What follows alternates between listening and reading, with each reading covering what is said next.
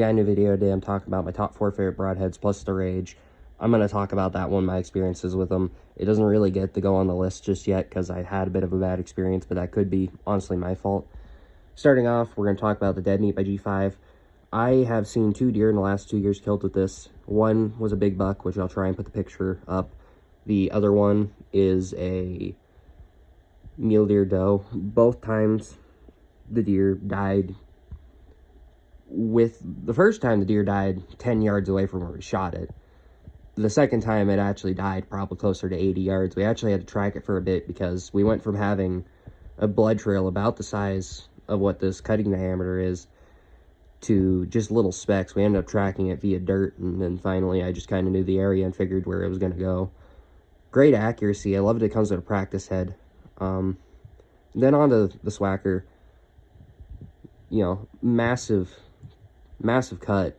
I don't like how small the entrance wound is, but I can live with that if I get, you know, good cutting diameter. I've only ever killed, with this exact one, I killed a rooster, but I've shot them for a while, and I like the accuracy.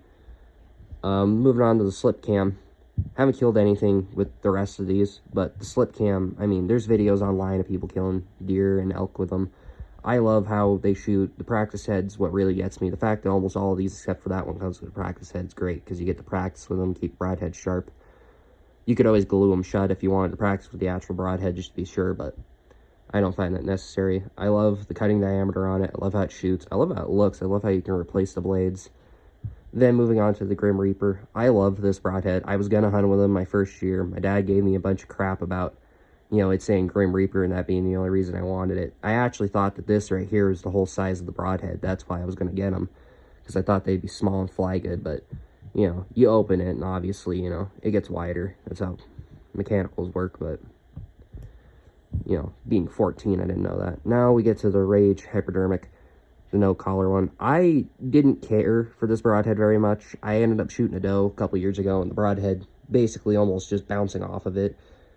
I was using a 70-pound bow with a brand new string, but I think my arrow setup might have just been light. I might have just hit it weird. The deer took off. We watched it. There was no blood coming out of it. It was fine. But I've found there are accuracy issues with this one. There's a good chance it's just me. I might just need to tune my bow to it if I want to hunt with it.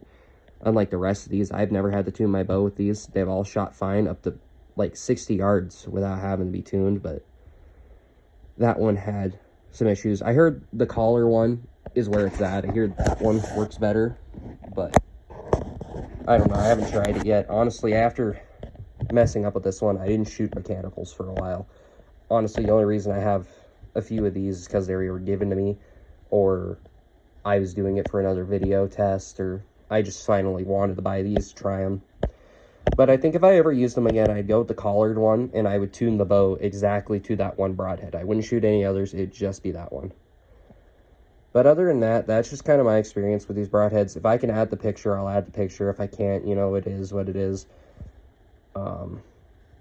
If you like the video, comment what I can do, you know, to make them better, make them more enjoyable. Tell me what you want to see. Like, maybe you want to see an accuracy test between this broadhead's practice head and, you know, this one or vice versa. You know, we can just kind of put them up against each other. I can come up with a couple of ways to really test it.